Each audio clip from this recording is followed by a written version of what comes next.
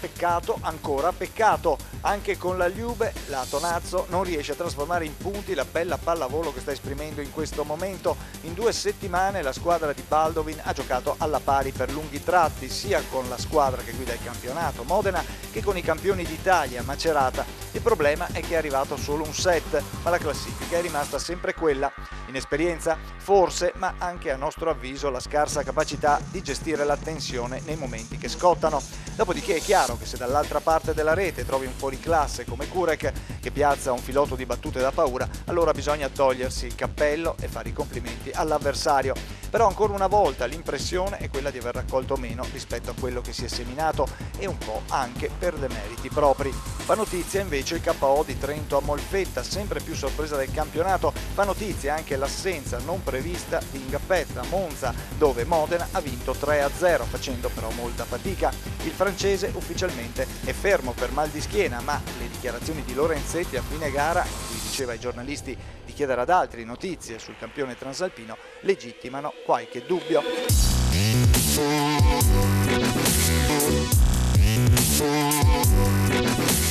Verona continua a stupire e ora, dopo il successo su Piacenza, è al terzo posto alla pari con Macerata. Davvero complimenti. Spettacolo ed emozioni a Perugia, dove la Sir Safety batte al quinto set Latina e Atanasjevic mette a segno la bellezza di 38 punti. Ravenna fatica, ma alla fine la spunta sull'Alto Tevere, che ha esonerato Paolo Montagnani e ha ingaggiato al suo posto Fausto Polidori. Anche in un campionato dove non ci sono più retrocessioni, certe abitudini non passano mai di moda, purtroppo.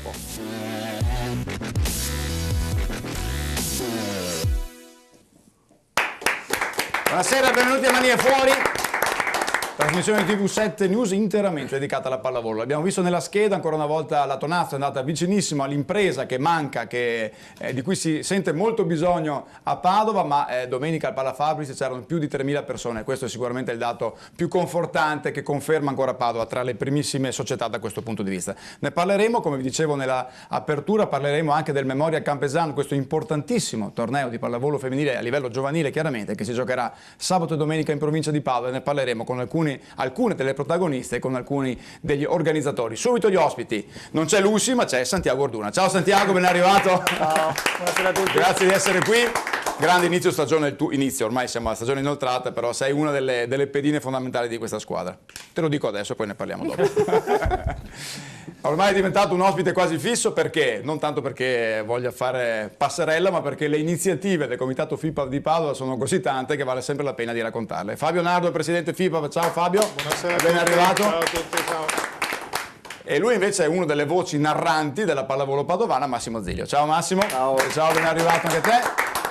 Abbiamo detto 3.200 persone, più di 3.000 persone al Palafabris domenica, record assoluto. Quest'anno, come sapete, sono tante le iniziative che le squadre della Superlega devono fare, sono quasi obbligate a fare, perché le regole delle franchigie un po' lo impongono, e quindi Padova quest'anno si è dotata, la Tonazzo, di un organizzatore di eventi, Andrea Zangirola. Ciao Andrea. Buonasera a tutti, ciao. Ben arrivato anche te. Grazie. E quindi sei contento di domenica, un colpo d'occhio? Un bellissimo colpo d'occhio, devo dire, guardando adesso la scheda iniziale e gli altri palazzetti, il nostro si distingue oltre che per bellezza anche per numero di spettatori, per entusiasmo. Credo che abbiamo un bel terreno su cui seminare con le nostre iniziative. Più di 3.000 persone, credo che siano veramente poche le società in Italia che oggi possano farlo, un po' per i numeri, un po' perché magari la capienza del palazzetto non lo consente, quindi direi che veramente Padova magari è un po' in fondo alla classifica in questo momento a livello di punti, ma non certo a livello di presenze. Vediamo subito i risultati velocemente dell'ultimo turno, così chiudiamo la parte numerica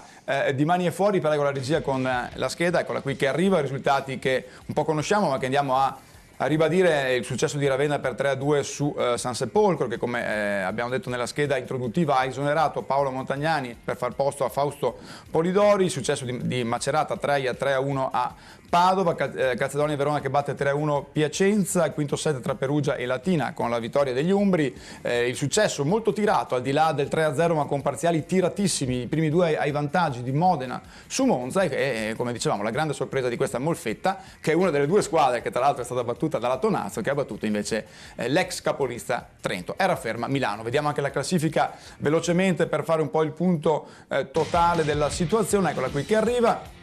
classifica che vede quindi Modena adesso sola a 39 punti in testa, segue Trento a 37, poi ecco qui la coppia formata da Macerata e questa straordinaria Verona a 31 punti, Perugia 29, Ravenna 25, Latina 24, Molfetta a 21, Piacenza a 18, la parte più bassa vede Monza a 12, San Sepolcro a 8, Padova a 7 e chiude Milano a 6 punti. Questa è la classifica generale. Santiago, abbiamo detto meriti di Macerata domenica, ma forse anche un filino si può dire, no, di demerito vostro in certi momenti della partita. È chiaro che Macerata è una delle tre squadre più forti del campionato.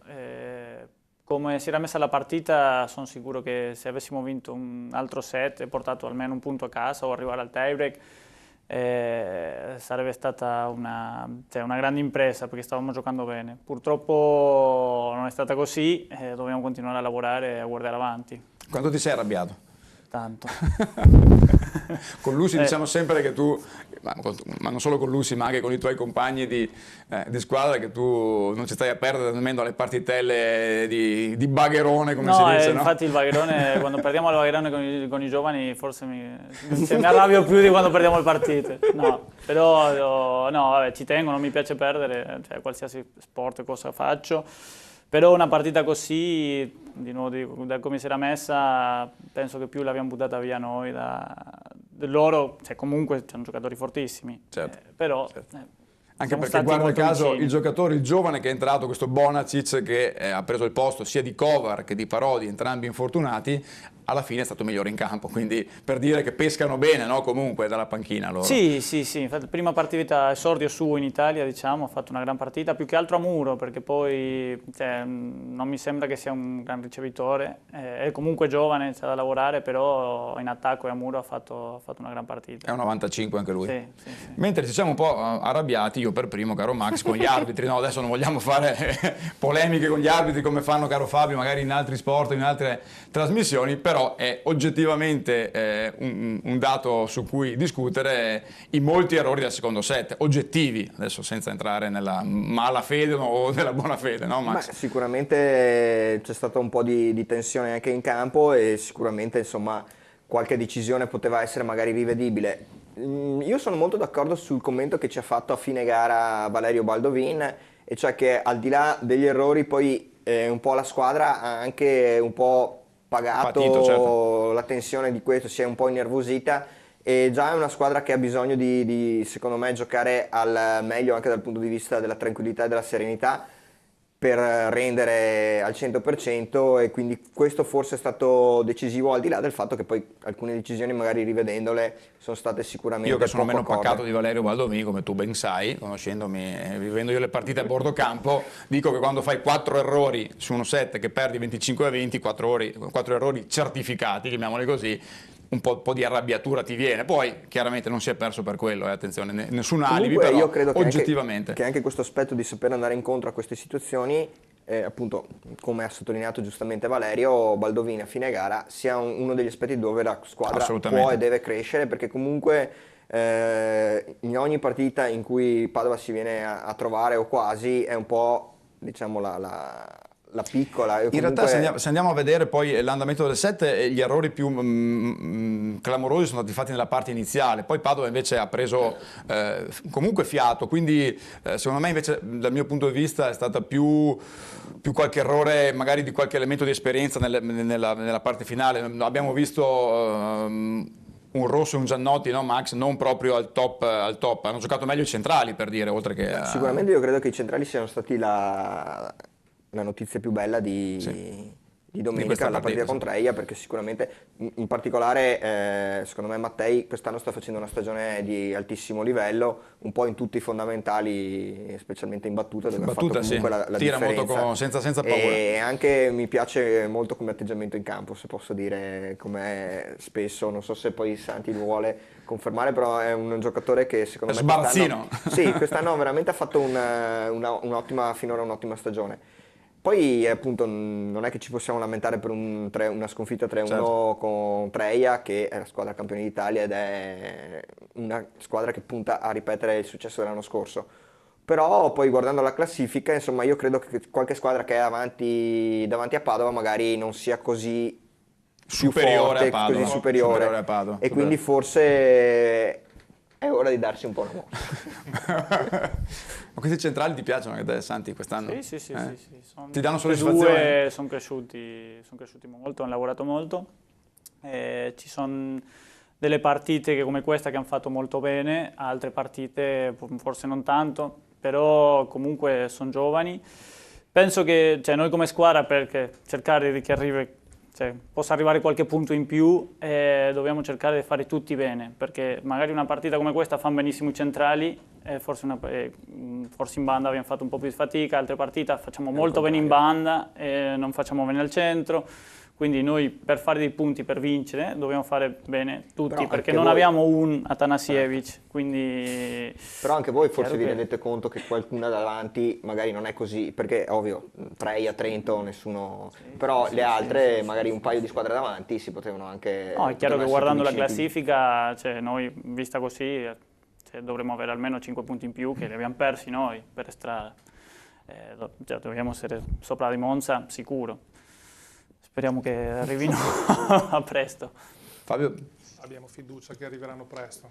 perché, e poi andiamo in pubblicità, Santiago è arrivato così tardi in A1? Chi può dirlo? Chi può dirlo? Eh? Comunque... È arrivato, intanto è arrivato, secondo me si rimarrà anche a lungo. E siccome è arrivato ce lo teniamo anche stretto. E dopodiché è un giocatore che sa, secondo me, capire bene, nelle partite che ho visto io almeno, insomma, la forza delle persone, no? Sa sfruttare la persona giusta al momento giusto.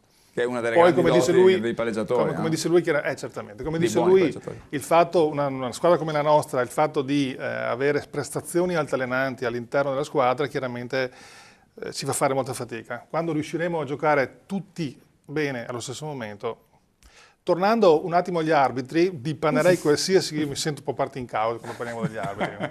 L'uomo E quindi- FIPA esce. sì, l'uomo FIPA esce e quindi mi sento sempre di difendere le categorie, no? In 30 secondi però, perché abbiamo la 30 pubblicità. secondi, dipaniamo la malafede da questa cosa, parliamo di arbitri meno preparati, più preparati, parliamo di errori che si possono evitare. Certo. Oppure arbitri in giornata, perché arbitri in Bartolini giornata. è comunque un arbitro di livello, però può anche lui, dal mio punto di Assolutamente. vista, incappare in una giornata poco felice e più che altro in un set, che poi alla fine gli altri set mi è sembrato, però sai, quando perdi, ripeto, 25-20 con 4 errori.